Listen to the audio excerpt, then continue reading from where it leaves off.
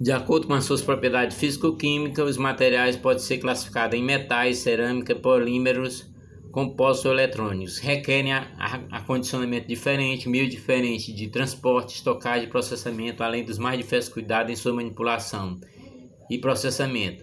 Um sistema de classificação de materiais deve possuir alguns atributos específicos para que seja totalmente eficiente. A classificação deve ser analisada como um todo e um conjunto, tendo em vista propiciar decisões e resultados que colaborem para diminuir os riscos.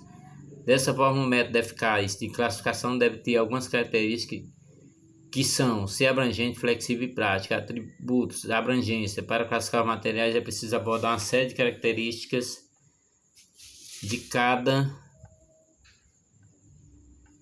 um deles. Característica essa que deve ser totalmente abrangente, ou seja, é necessário especificar os aspectos físicos, financeiros, contábeis, etc. Esses aspectos são fundamentais para que o sistema de classificação seja abrangente. Um sistema de classificação flexível é aquele que permite enfoque prático, interfaces entre os diversos tipos de classificação, de modo a obter uma visão ampla da gestão de estoque, enquanto a abrangência tem a ver com as características de material. Flexibilidade diferencia a comunicação entre os tipos. Praticidade: a classificação deve ser simples e direta, sem demandar do gesto ou outro colaborador de realizar procedimento complexo. Isso é, quanto mais praticidade para poder administrar o sistema, mais eficaz trará para a gestão da organização como um todo. Classificação: a movimentação dos materiais sobre várias modificações no decorrer do processo de produção, e com isso temos diversas classificações. Vamos a ela. Matéria-prima. MP são os insumos, como os materiais básicos que fazem parte do processo de produção da empresa. Eles são os itens essenciais para a produção, ou seja, só a produção se houver matéria-prima. Com a pandemia tivemos falta de muita matéria-prima e com isso a produção diminuiu e outras até congelaram, fazendo com que o mercado não ficasse abastecido com preço elevadíssimo. Grande parte das empresas comprou sua matéria-prima de fora, de fornecedor externo, e outras conseguem produzir sua própria matéria-prima.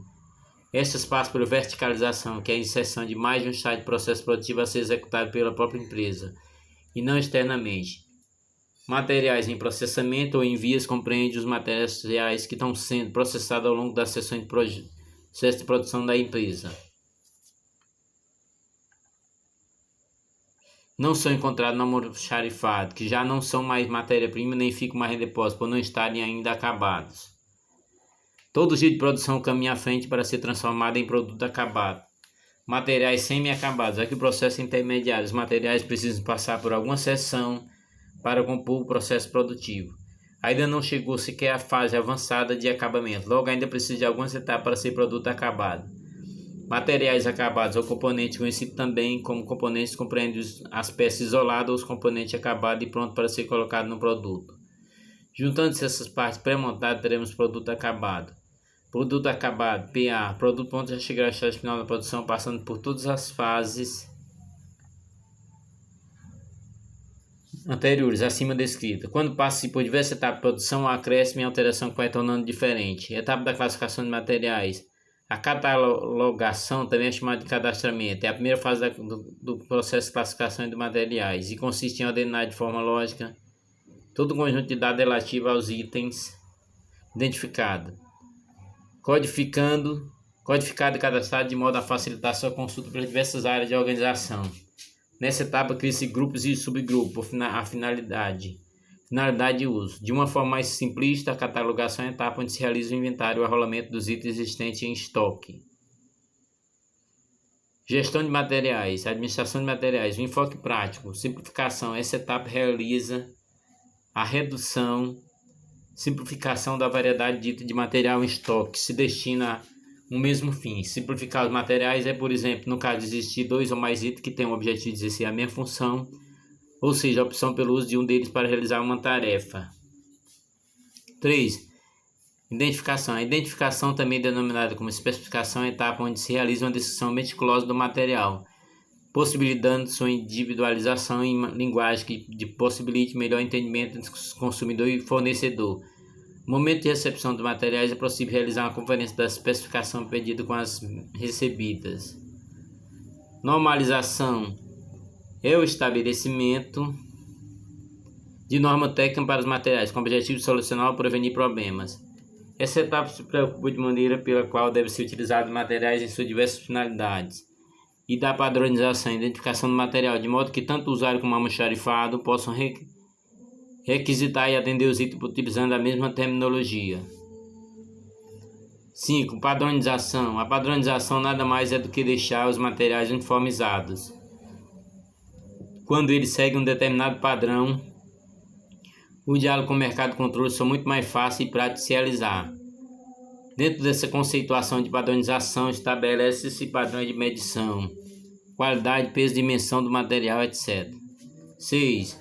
Codificação é a apresentação de cada item por meio de um código, frequentemente representado por um sistema alfabético, alfanumérico ou decimal. A codificação trata-se de atribuição de uma série de números ou letras a cada item de material de forma que essa informação codificada represente as características do item. A codificação é utilizada para facilitar a localização de materiais armazenados no almoxarifado, quando a quantidade dos itens é muito grande. Tipo de classificação. Para atender a necessidade de cada organização é necessária uma divisão que guie os vários tipos de classificação. Existem diferentes maneiras de se classificar o material, cada uma poderá adotar seu critério. Existem 8 principais tipos de classificação de materiais, sendo eles: 1. Classificação por tipo de demanda. 2. Materiais críticos. 3. Perecibilidade. 4. Periculosidade. 5. Possibilidade de fazer ou comprar. 6. Tipos de estocagem. 7. Dificuldade de aquisição. 8. Mercado fornecedor. 1. Classificação por tipo de demanda. Essa classificação é bastante usada nas organizações e é dividida em materiais de estoque e materiais não de estoque. Materiais de estoque são aqueles materiais que devem existir em estoque para os quais são determinados critérios e parâmetros de ressuprimento automático, com base na demanda e na importância para a empresa. Materiais não de estoque são materiais de demanda imprevisível para os quais não são definidos parâmetros para ressuprimento automático. A aquisição desses materiais somente é feita por solicitação da oportunidade que se constata a necessidade deles. Materiais comprados para utilização imediata são debitados no centro de custo da aplicação. Materiais críticos são aqueles materiais de reposição específica de um equipamento ou de um grupo de equipamentos iguais, cuja demanda não é previsível e cuja falta pode causar grande risco a organizações. Esse tipo de classificação é muito utilizado por indústrias.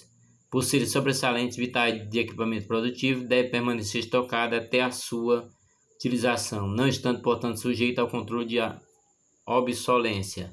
A quantidade de material cadastrado como material crítico de uma empresa deve ser mínima, para ser classificada como material que deve seguir os seguintes critérios.